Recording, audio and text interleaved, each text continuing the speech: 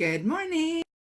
Welcome back to Monday Morning Coffee and Chat with Hallee Bridgeman. I have been absent for weeks now. I had a lot going on. I had 2 books I had to finish, and I had a lot of traveling, and I don't know. And then like last week, I was just out with Greg, and it was like 11:30, and I said, "Oh wow, it's Monday." So I have my cup of coffee, and I know that it's backwards for you. I hate that part about Monday Morning Coffee and Chat with it on my phone, but I have a Dixon contracting mug that has, the other side says Valerie's Verdict, Hallee Bridgeman, and then my website. And that's because, and I haven't talked to you about this yet, I have the release of Dixon Brothers Book 2, Valerie's Verdict. And so that released last Tuesday.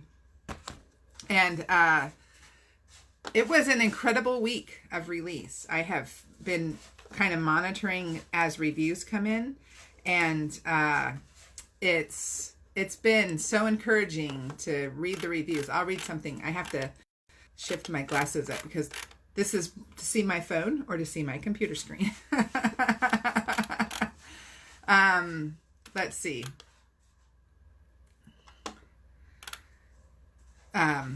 The romance was so sweet, and I was rooting for them the whole time. The way Valerie overcame her wounds and fear and strength, and the courage of Brad was absolutely perfect. Another reviewer said that she was putting it on her read over and over again. Let me see if I can find it. I cannot begin to tell you how much this book meant to me. The story is a powerful one that I have experienced a part of, and Hallee Bridgeman has a way of getting into the heart and soul of you when you read her books. This one does it tenfold. And there's one that made me laugh. It said, first of all, when Hallee Bridgeman said identical triplets, I was all the way in. So anyway, that was fun. So it's been a great week. And so Valerie's Verdict is getting a lot of great reviews. You can see that it's a full-length book. It's been a while since I've released a full-length book. I think it's been since Topaz Heat. And no, that's not true. Since Harmony for Steve. And it was absolutely incredible to write. And then Saturday, the When Snowflakes Never Cease published, and that one has my Blizzard in the Bluegrass book. And I don't have a copy to show you because I haven't got paperbacks of the Blizzard and Bluegrass yet. But I will tell you that that book was incredibly personal for me to write because the character Gloria has an 8-year-old son, thank you Kathy, who has autism. And as I was writing it, I was trying to not be autism mom because, you know, my 13-year-old has autism.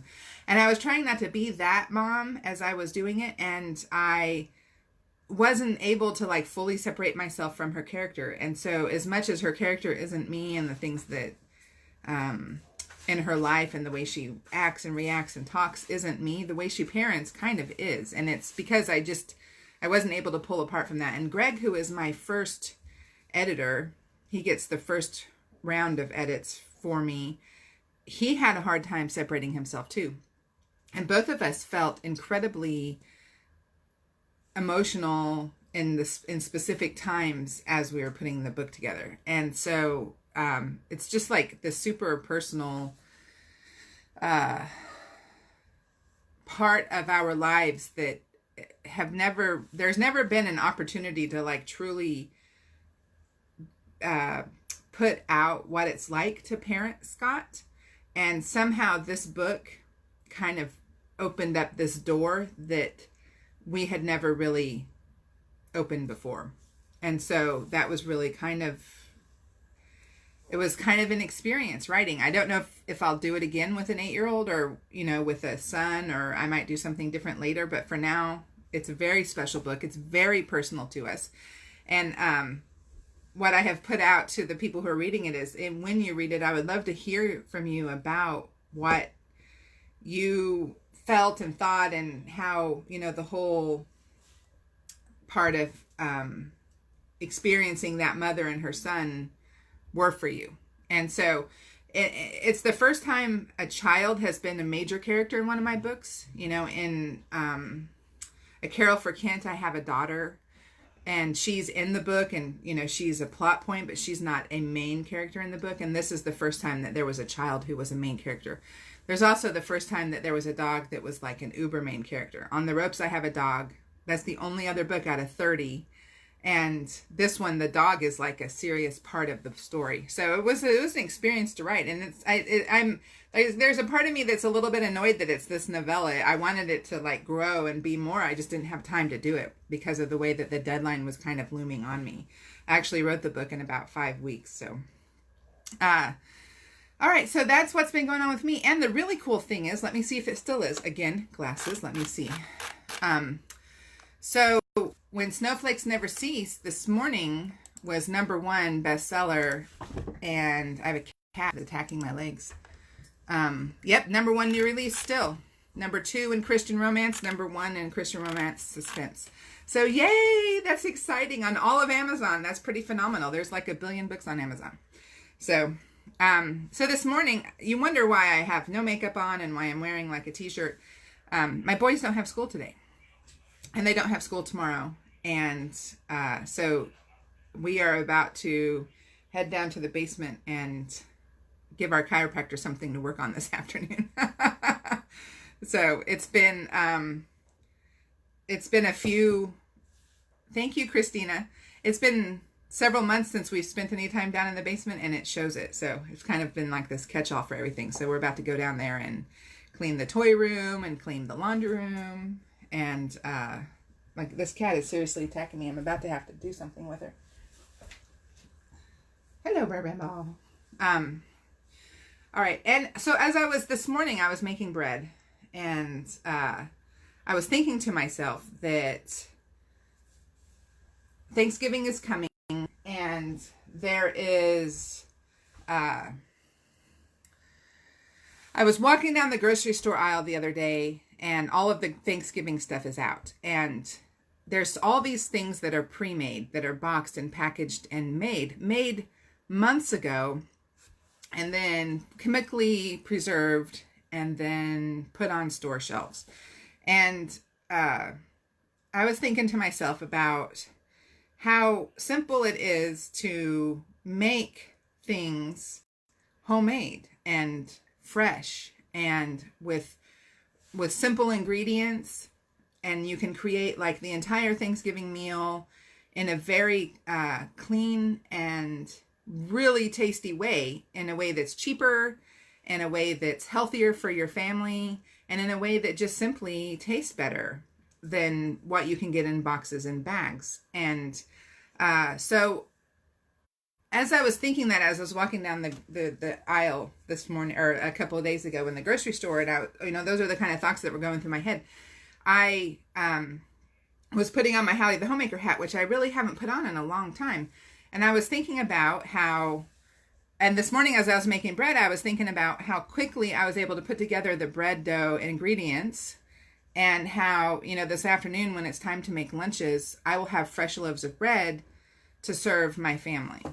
And it wasn't hard. Like, there was nothing complicated about anything that I did, including the fact that I grind my own wheat. That's not a complicated process. It's simply a step. And there's nothing hard about it. It's all very simple, clean, simple ingredients. And so we are doing Thanksgiving a week early this year. My husband's best friend and his wife will be in town the week before Thanksgiving. And so we have decided that we will have Thanksgiving the Thursday, the 21st. And because of that, I thought, why don't I, with my Hallee the Homemaker hat on, do like a video series of me making Thanksgiving dinner for my family and friends. And it would be all the things I would normally make, all the ways that I would normally make them, like pumpkin pie starts with fresh pumpkin. Cranberry sauce starts with oranges and cranberries, I have to make a loaf of bread and make a batch of cornbread in order to start the stuffing. So I want to do that. I just have to figure out exactly how I will work it out to be something that's useful to everybody, and in a way that still shows the beauty of doing simple ingredients and creating a feast, even without, like, what my grocery store list will be much smaller than a lot of people's because of the way that I cook. And so I think that what I'm going to do is one day this week sit down and create the menu, and from the menu create the shopping list, and maybe even go ahead and publish recipes. And then on the week of the 21st, so what is today? Today is the 4th. So the week after next. So I would start probably like the 19th or 20th. I would start the process of making the meals, because I would make pies, and I would make maybe a cake, and really on the morning of the 21st is when most of the work will be done. And so I think, and I don't know if I'll just stay live that whole morning in the kitchen, or if I will do like pre-recorded video clips and then publish them. I'm just not sure, because one thing, I'm kind of a chaotic cook. Not chaotic, I'm just a messy cook. I don't know if I'm willing to expose that side of myself to you or not. But if I do it videoed, I could completely control everything, which is a little vain, so maybe I won't. But anyway, I will. That's my plan. And it's a very sketchy plan, because I just came up with it like as I was making breakfast this morning. So but in this week I'll publish the menu, and maybe next week publish the recipes, and then the following week will be the videos of me putting the recipes together, so you can see that it's really not intimidating or daunting or something that not everybody can do. Yeah, Christina's saying just go live. Just live all day on the 21st. See, Hallee, what is it called? Uncensored, is that right? Uncensored? So that might be fun. That might be fun. It might be something that you guys never want me to do again. So anyway, all right. I'm going to finish up. Y'all have an amazing day, and have a great week. I will see you next week for sure, because I'm back. My schedule is back. I'm no longer under way too many deadlines. Erica, you have seen my kitchen in the process of me cooking. I'm not overloaded in the way that I have been in the last several months, and I have nothing coming up that is like a overwhelming deadline. Like any deadline I have at this point forward, and for now for a while, is like completely self-placed. So exactly, Kirsten, that's exactly what mine does. Especially in the midst of like several things going at one time, it looks like something actually exploded. And I have a couple of times I put on social media like the before and after pictures, or even just the after pictures where there's dishes like all over the counter because I ran out of room in the dish rack with, you know, the second or third load of dishes being washed. So, you know, I'm saying all that and then making it say, oh, it's so easy to make a whole food, real food Thanksgiving. It really is. I promise. Don't let my exploding kitchen scare you. So anyway, so y'all have a great week. I will see you next Monday. God bless you.